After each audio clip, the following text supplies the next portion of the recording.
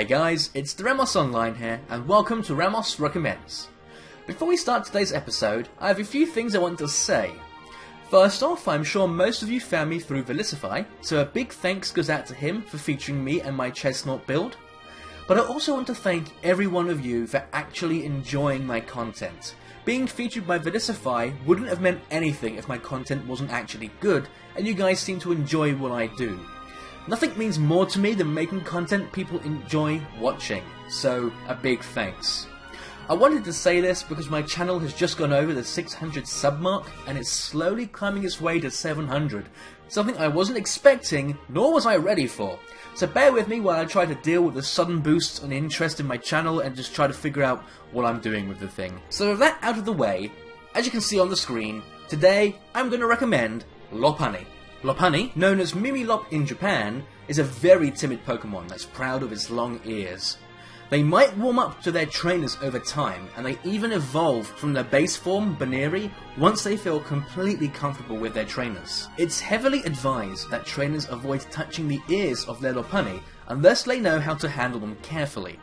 Lopunnies have been known to kick those who roughly handle their ears before bounding away from what they believe to be danger. Lopunny's kicks have even shown to be fatal in some cases.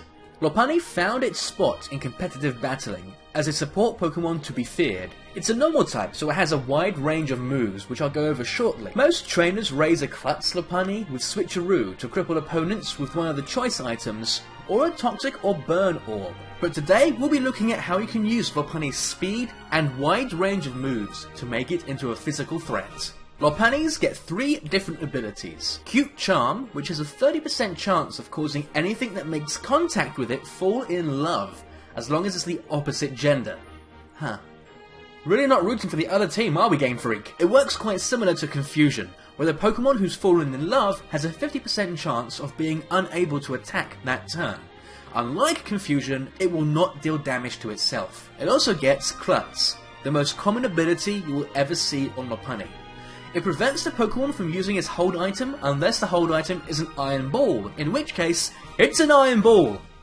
You don't have to use it, it's gonna slow you down anyway. The reason this is the most used ability is because people like to partner it with one of the choice items or a status orb, and then they switcheroo the item onto the opponent. And then it has the hidden ability, Limber. Limber is the ability I recommend because it prevents Lopunny from being paralyzed. That means the only way to slow down a Lopunny is to hit it with things like String Shot and Rock Tomb. It also means you get a free turn of setup should the opponent try to use Thunder Wave on you, so it's great for setting up against things like Klefki. For the moves, I'll be separating them into attacking and support moves for easier reading. Attack moves include Return and Retaliate, which are your main stab moves. Return deals the most damage in most cases, but Retaliate is a great nuke for when you switch Lopunny in after losing a Pokemon. It's strong enough to one-shot Pokemon who aren't that bulky as long as they don't resist it. It's also able to cover Fighting type pretty well, as it has Jump Kick, which is a safer alternative to High Jump Kick with a base power of 100 and a 95% accuracy. Lopunny doesn't even get High Jump Kick anyway, so you don't have to worry about that. Power Up Punch works pretty well too, as it lets you build up Lopunny's damage pretty quickly. It also gets access to the egg move, Circle Throw, but be careful as it is a -6 priority move, so you will always move last when you use it. It's good for getting rid of Pokemon that try to set up, but it's not good for much else. Lopunny also gets access to Bounce, which has a base power of 80 and an accuracy of 80%. It is Flying type, so it allows Lopunny to deal with Fighting type threats it might face. Just keep in mind, it is a 2-turn attack, so it's very easy to dodge or outpredict. And then we move on to the support moves.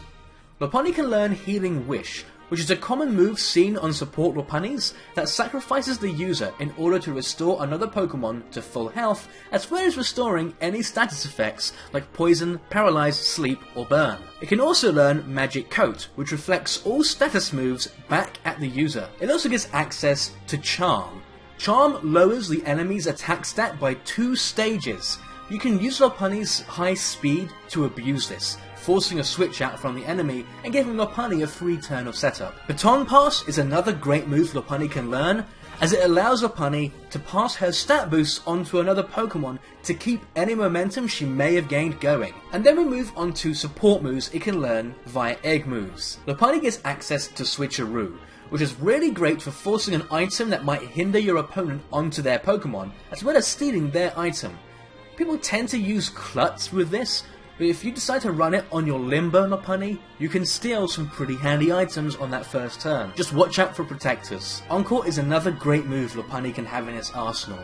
It allows it to force an opponent to keep using the same move 3 turns in a row. If you can do this on a support move, then you get 3 turns of setup until the opponent decides to switch out. And last but not least is the new addition to the toy box.